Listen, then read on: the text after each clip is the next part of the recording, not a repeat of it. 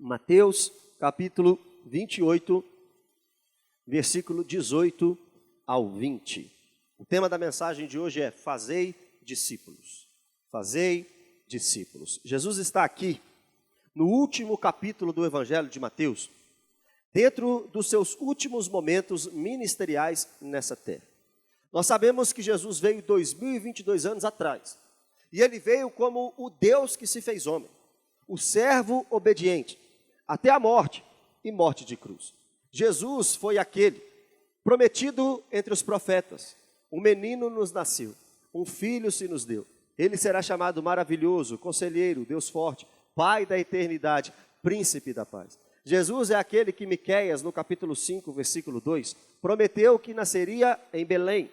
Jesus é aquele que Daniel, no capítulo 7, prometeu e profetizou que aquele que viria teria um reino para sempre. Jesus é aquele que o próprio Deus prometeu a Adão e Eva, no capítulo 3, versículo 15 de Gênesis: porém inimizade entre ti e a mulher, entre a tua descendência e o teu descendente. Este lhe ferirá a cabeça, e tu lhe ferirás o calcanhar. Jesus é aquele que foi prometido no Antigo Testamento como o Messias. E ele veio 2022 anos atrás. Nasceu numa cidade da Judéia chamada Belém. Quando ele tinha aproximadamente 2 anos, ele teve que fugir com os seus pais para o Egito, porque Herodes queria matá-lo.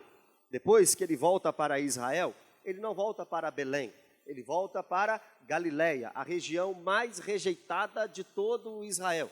E ali ele vai passar a sua infância, numa cidade chamada Nazaré. Ali ele passa toda a sua infância. Nós não temos muitas notícias sobre a infância de Jesus. Nós não sabemos muito sobre a infância de Jesus. Nós sabemos que ele foi circuncidado ao 8º dia. Nós sabemos que aos 12 anos ele já estava debatendo as escrituras com os fariseus no templo. Nós sabemos que ele foi uma criança submissa a Maria, sua mãe. Nós sabemos que ele crescia em graça e se fortalecia na presença do Senhor. É isso que a Bíblia nos mostra sobre a infância de Jesus. Só que quando ele completa 30 anos de idade, a Bíblia começa a dar detalhes sobre a sua vida. Aos 30 anos, ele vai para o deserto da Judéia para ser batizado pelo seu primo, 6 meses mais velho do que ele, João Batista. E ali ele começa a sua vida pública. Mas a vida pública de Jesus, depois do batismo, começa com um deserto. A Bíblia diz que o Espírito de Deus levou Jesus Cristo ao deserto para ser tentado pelo diabo. E ali ele ficou 40 dias e 40 noites, sendo tentado, experimentando a tentação que nós passamos. Mas ele venceu a tentação com o quê? Com a palavra de Deus. Ele mostra Deuteronômio 3 vezes para Satanás. Está escrito: nem só de pão viverá o homem. Está escrito: adorarás somente a Deus e só a Ele prestará culto. Está escrito: não tentarás o Senhor teu Deus. Depois dessa tentação, ele volta para a Galiléia, mas não para Nazaré, onde ele foi criado. Ele volta para uma cidade chamada Cafarnaum, à beira do mar da Galiléia. E ali em Cafarnaum, ele começa o seu ministério público. Sua vida pública começa no batismo, mas o seu ministério público começa em Mateus capítulo 4, versículo 17, onde ele começa a pregar pela primeira vez em público. E a primeira pregação de Jesus é: arrependei-vos, pois está próximo o reino dos céus. Depois disso, Jesus, continuando o seu ministério, vai curar enfermos, vai expulsar demônios, vai ensinar a palavra de Deus aos seus discípulos, vai implantar o reino de Deus nessa terra, vai mostrar para nós a cultura do céu, e principalmente ali no Sermão do Monte, Mateus capítulo 5, capítulo 6 e capítulo 7. Jesus vai mostrar para nós como se vive nessa terra sendo um cristão, a sua vida inteira, mostrando que ele era de fato o Filho de Deus, curando e expulsando demônios para provar de fato que ele era o Messias prometido. Só no Evangelho de João nós temos 7 milagres realizados por Jesus, provando que ele era o Filho de Deus. Em João capítulo 2, o primeiro milagre, ele transforma a água em vinho. Em João capítulo 4, o segundo milagre, ele cura o filho do oficial. Em João capítulo 5, ele cura o enfermo no tanque de Betesda. Em João capítulo 6, ele multiplica pão e peixe e anda sobre as águas. Em João capítulo 9, ele cura um cego de nascença. E em João capítulo 11, ele ressuscita Lázaro. Para provar que ele é Deus também, ele vai usar o próprio nome de Deus para si, dizendo: eu sou o que sou, eu sou a ressurreição e a vida. Eu sou o caminho, a verdade e a vida. Eu sou o pão da vida, eu sou a luz do mundo, eu sou a porta. Eu sou o bom pastor, eu sou a videira verdadeira. Mas Jesus veio para morrer. Estava profetizado em Isaías 53. Isaías 53 diz que Jesus era um homem de dores. Isaías 53 mostra que Jesus veio nessa terra para morrer pelos nossos pecados, expiar e propiciar pecados. Essa era a missão de Cristo. Ele nasceu para morrer. E a última semana de Jesus é a mais importante do seu ministério. Na última semana, no último domingo, ele entra de forma triunfal em Jerusalém. Segunda-feira, ele está purificando o templo.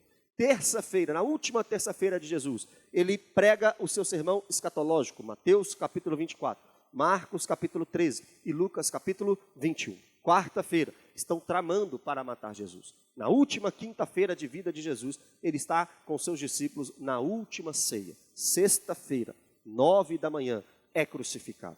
Passa 6 horas recebendo a ira de Deus.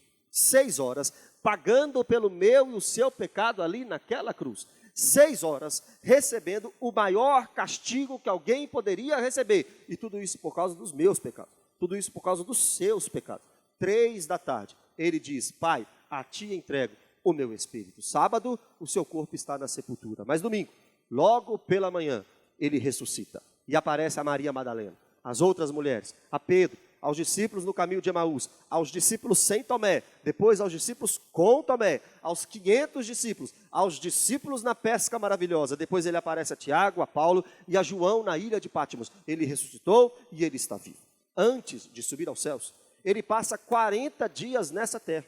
40 dias com um corpo glorificado, aparecendo a todas essas pessoas que eu disse. É nesse momento, no período de 40 dias, durante a sua ressurreição e antes da sua ascensão, que ele vai falar estas palavras aqui de Mateus capítulo 28, versículo 18 ao 20 para os seus discípulos. Então são as últimas instruções do nosso Senhor Jesus.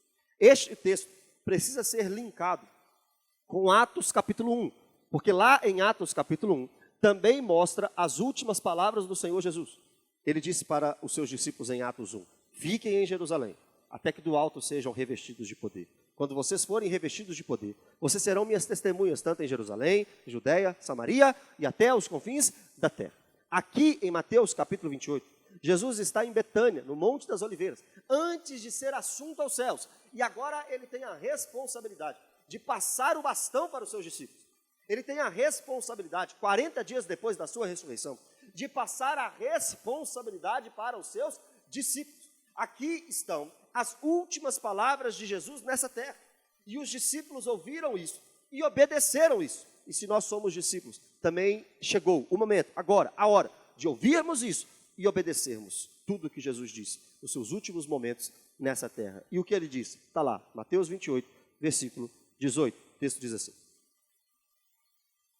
Jesus, aproximando-se, falou-lhes dizendo: toda a autoridade me foi dada no céu e na terra. Isso aqui a gente precisa entender.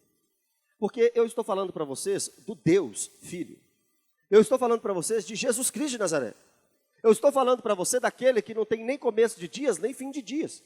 Eu estou falando para vocês do Pai da eternidade. Eu estou falando de Jesus Cristo, aquele que criou todas as coisas. Eu estou falando para vocês sobre a palavra, que no primeiro dia disse haja luz e houve luz. No segundo dia criou o céu. No terceiro dia as ervas, as árvores, separou as águas da parte seca. No quarto dia criou o sol, a lua e as estrelas.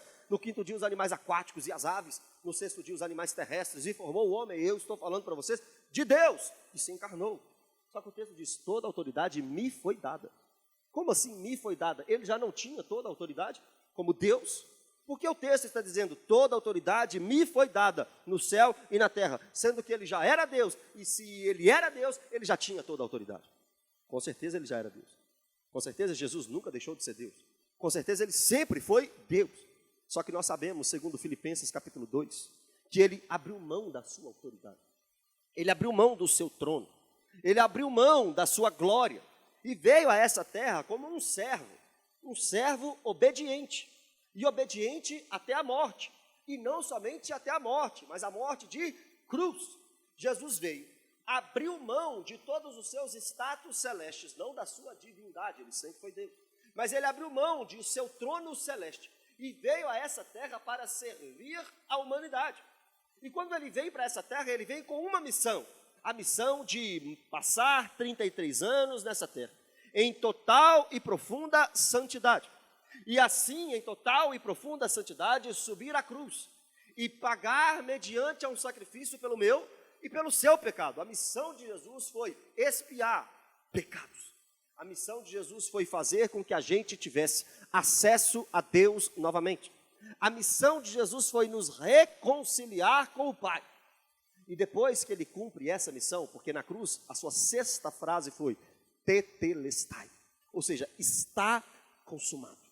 Quando Cristo cumpre a obra da cruz, agora ele está completamente realizado em sua missão. E realizado em sua missão, está na hora de voltar para o Pai. E voltando para o Pai, ele diz, toda a autoridade me foi dada no céu e na terra. Ou seja, ele está dizendo, eu vim como um cordeiro, mas eu sempre fui rei. Eu sempre fui um leão da tribo de Judá. E agora eu estou voltando para o meu lugar, eu estou voltando para o trono. Eu vim como um cordeiro, morri, os homens me humilharam, os homens viraram o rosto para mim, os homens cuspiram em meu rosto, os homens me esbofetearam, os homens me mataram, os homens me rejeitaram, mas agora eu ressuscito como um corpo glorioso, como Deus que eu sempre fui, e volto a sentar em um alto e sublime trono. Lucas 1:32. A Bíblia diz que o descendente de Maria se assentaria no trono de Davi, seu pai. Lucas 2:29 ao 36. A Bíblia diz que essa promessa é cumprida na ressurreição de Cristo. Ou seja, quando Cristo ressuscita, sobe aos céus, ele está sentado em um alto e sublime trono. E toda a autoridade, aquela autoridade que ele abriu mão para vir a essa terra como servo, está de volta dele. E ele diz, toda a autoridade me foi dada no céu e na terra. Então agora, no versículo 19, nós iremos ouvir palavras daquele que tem toda a autoridade. Nós ouviremos aqui nessa manhã palavras daquele que manda e desmanda, tanto no céu quanto na terra. Nós não iremos ouvir aqui coisas opcionais. Você não tem a opção de sair daqui nessa manhã dizendo, uma parte da mensagem eu quero obedecer, outra parte eu não quero. Você não tem essa opção. Porque aqui não é palavra do Mateus. Aqui não é palavra da Lagoinha. Aqui não é palavra da Lagoinha Mangabeiras, não. Aqui são palavras do Senhor Jesus. E quando nós entregamos a nossa vida para o Senhor Jesus, ele se torna o Senhor da nossa vida. E Senhor da nossa vida, segundo Romanos capítulo 6, nos mostra que agora somos escravos, não do pecado, mas escravos de Cristo. Nós devemos obediência a Cristo. E aqui o texto está, de forma enfática, nos dando uma ordem. E a ordem é, ide. Já que toda autoridade me foi dada, portanto vão, ou ide, portanto, ou agora vocês têm uma responsabilidade. E a responsabilidade de vocês é ir. Vocês precisam avançar. Vocês precisam caminhar. Como igreja, vocês precisam dar passos adiante. Aquele que tem toda a autoridade no céu e na terra, Jesus Cristo, está nos dando uma ordem. Vão. Aquele que tem toda a autoridade está dizendo, está na hora de vocês irem. Calma, não agora exatamente.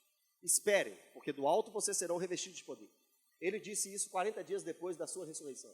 10 dias depois desse dia aqui, o Espírito Santo desceria. O Espírito Santo desceu 50 dias depois da Páscoa, não foi isso? No dia de Pentecostes. 50 dias depois da ressurreição de Jesus. Quando Jesus disse isso, já tinham se passado 40 dias.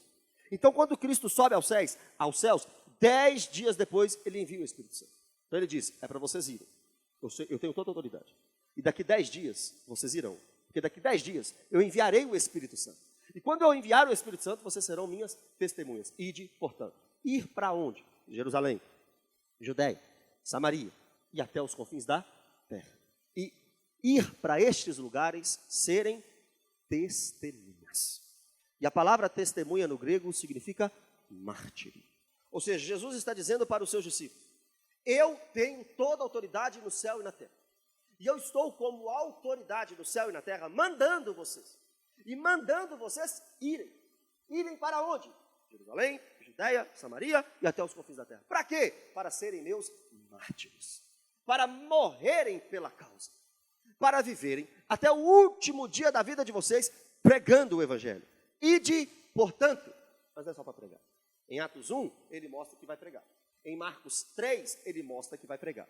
Em Mateus capítulo 10, ele mostra que vai pregar. Mas em Mateus capítulo 28, ele nos manda ir e não só pregar.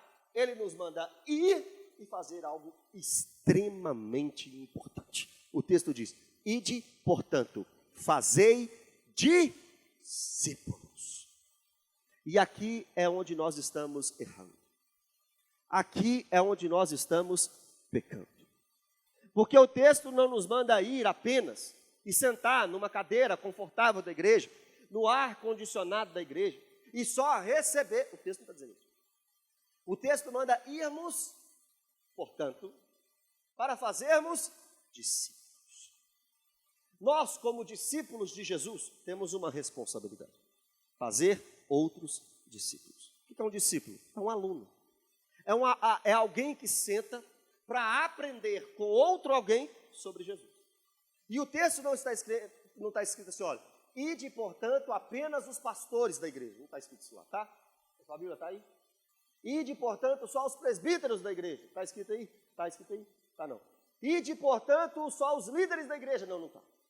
Todo membro, todo discípulo de Jesus tem uma responsabilidade, uma obrigação na vida cristã: fazer outros discípulos, fazer outros alunos.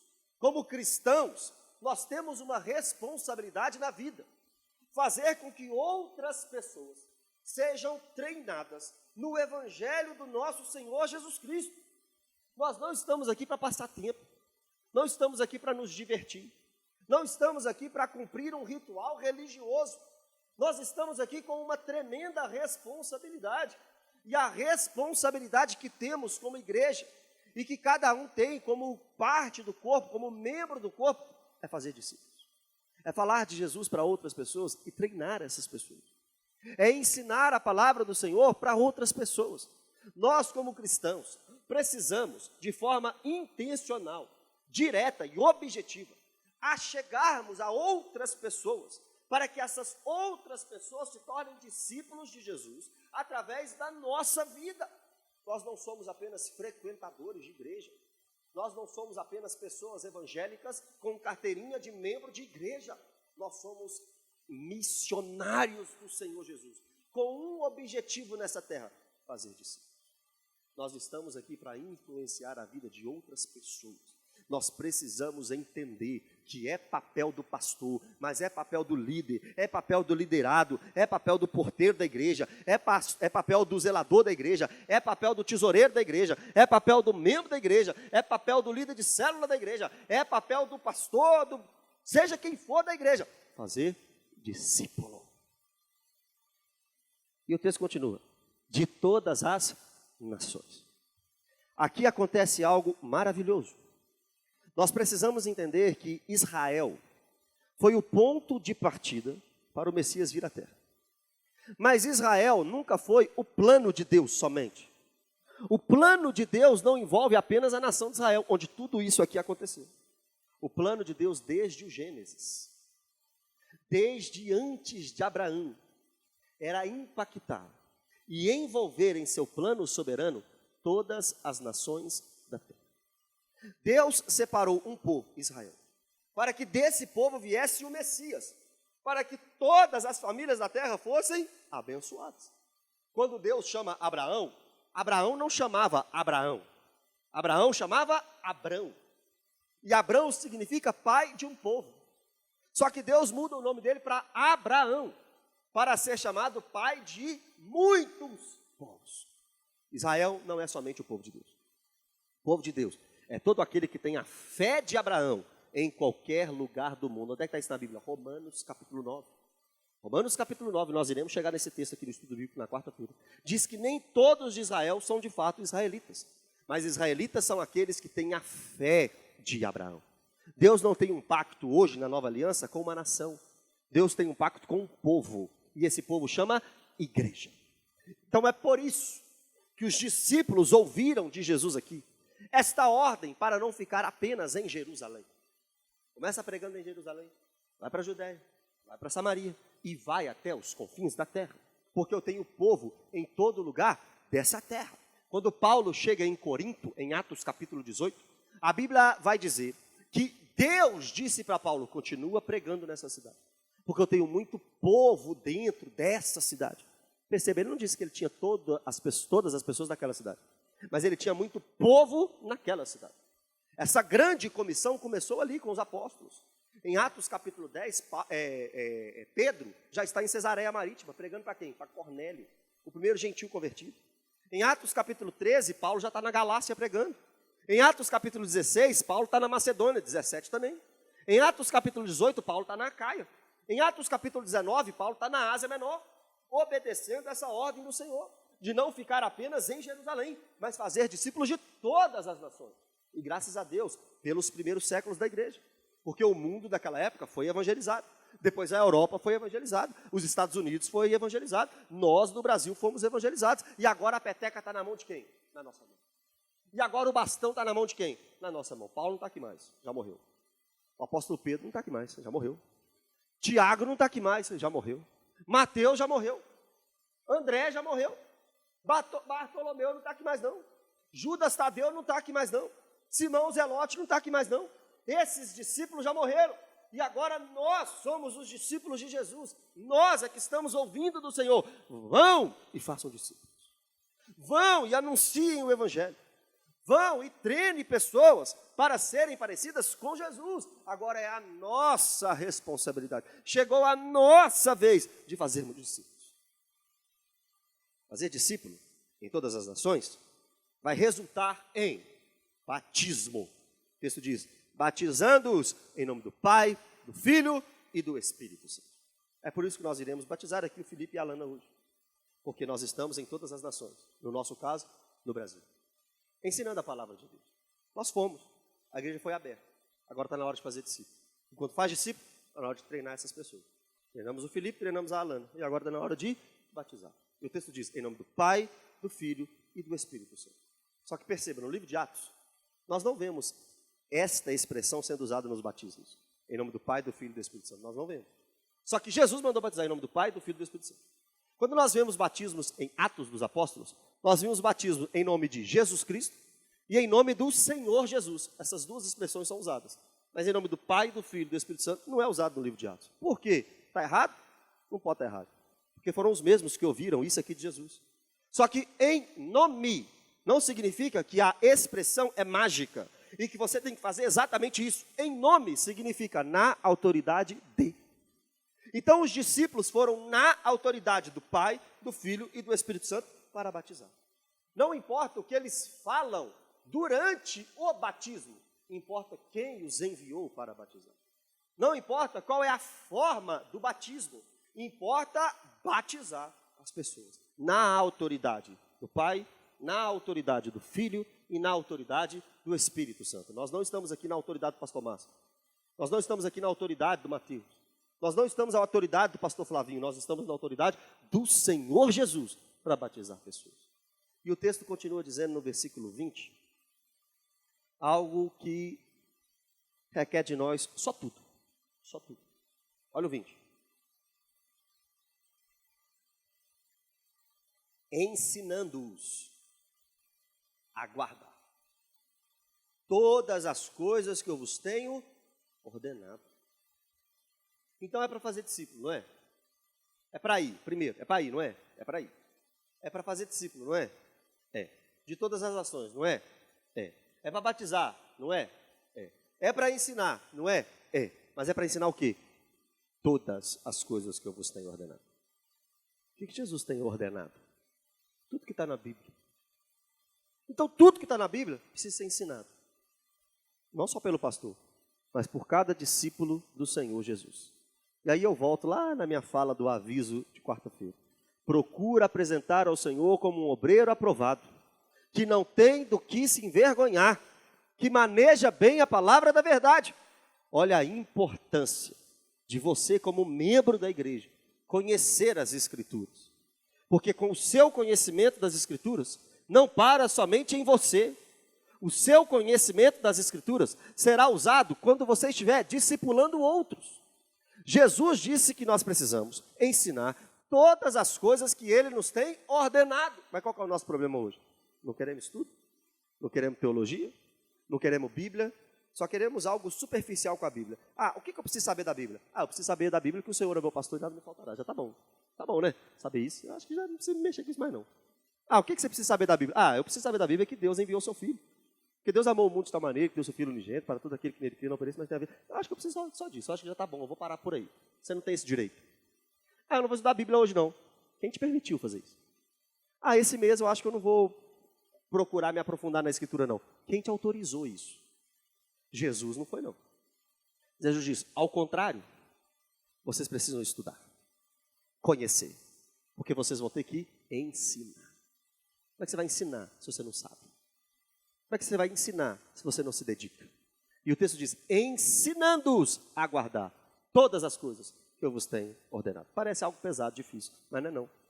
Porque o final do versículo 20 vai deixar esta ordem mais fácil para nós. E por que mais fácil? Porque nós temos companhia. Porque nós não estamos sozinhos na missão. Porque nós não somos o dono da missão, nem o líder da missão. Nós somos sujeitados a esta missão. Nós estamos debaixo da missão, que é do próprio Cristo. E o texto diz, e eis que estou convosco todos os dias, até a consumação dos séculos. Essa missão parece difícil, mas fica leve, porque nós estamos com Jesus Cristo de Nazaré do nosso lado. Nós estamos com o Filho de Deus, nos apoiando na grande missão e na grande comissão que Ele mesmo nos orientou a fazer. Perceba, a missão de salvar é de Deus Pai. A missão de convencer é do Espírito Santo. A missão de perdoar pecados é do Filho. A nossa missão é pregar e fazer discípulos. Ficou a parte mais fácil para nós. Você consegue convencer alguém? Você consegue perdoar pecado? Você consegue salvar alguém? Você não consegue. Mas pregar você consegue. Fazer discípulo você consegue. Ser igreja você consegue. Anunciar o evangelho você consegue. E está aqui a nossa responsabilidade como igreja. Ir por todo mundo, pregar o evangelho, batizar as pessoas, treinar as pessoas. Vamos treinar, vamos ser treinados aqui para sairmos por essas portas, treinarmos outras pessoas. Amém, meus irmãos? Em nome de Jesus, vamos carregar essa responsabilidade. Cada um de nós tem essa responsabilidade. Eu queria que agora a ceia fosse entregue, enquanto a gente louva ao Senhor. Você vai permanecer sentado, por gentileza, e depois que você receber a ceia, eu te peço que levante para adorarmos ao Senhor. Só levante depois que você receber.